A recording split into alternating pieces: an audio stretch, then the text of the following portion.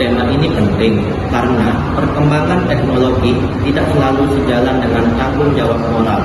Banyaknya kasus menunjukkan bahwa industri memanfaatkan fintech, tetapi lingkungan dan masyarakat jadi korban.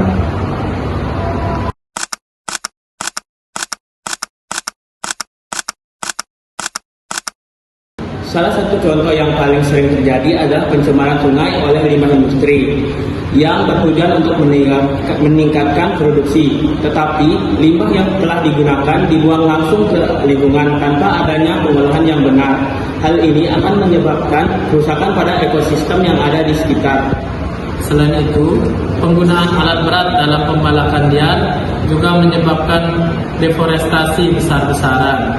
Kerusakan ekosistem menyebabkan kerugian pada hewan, manusia, dan lingkungan. Analisis Pancasila dalam sila kedua, manusia harus diperlakukan secara adil dan beradab. Kerusakan lingkungan membuat masyarakat kehilangan hak hidup. Artinya, teknologi yang merusak lingkungan bertentangan dengan nilai kemanusiaan. Analisis Pancasila dalam sila kelima.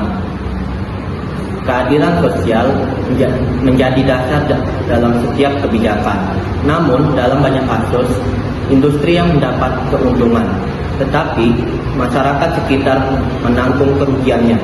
Jelas ini tidak adil.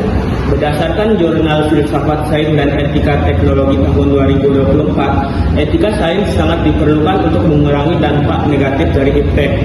Teknologi tanpa adanya etika dapat menciptakan keresahan sosial dan kerusakan dalam lingkungan. Jurnal itu juga menjelaskan bahwa seorang ilmuwan harus memiliki prinsip keadilan, transparansi, akuntabilitas, privasi, dan keselamatan.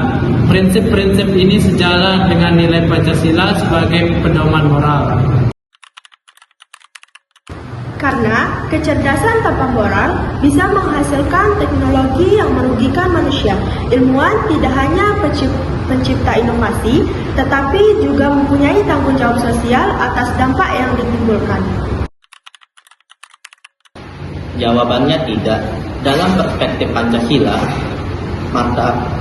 kemajuan itu berarti meningkatkan martabat manusia dan menjaga kelestarian lingkungan. Jika suatu teknologi merusak alam, itu bukan disebut kemajuan, tetapi itu disebut kemunduran moral. Solusi untuk mencegah dampak buruk dari iptek, ilmuwan harus menguatkan etika dalam riset, menerapkan analisis dampak lingkungan, dan juga mengembangkan teknologi yang ramah lingkungan. Intinya sederhana, kemajuan teknologi harus sejalan dengan kemajuan moral. Ilmuwan bukan hanya cerdas, tapi harus bisa bertanggung jawab dan berkeadaban. Dari materi ini, kami dapat menyimpulkan bahwa kemajuan teknologi dapat disebut dengan kemajuan apabila nilai moral dan nilai Pancasilanya terpenuhi.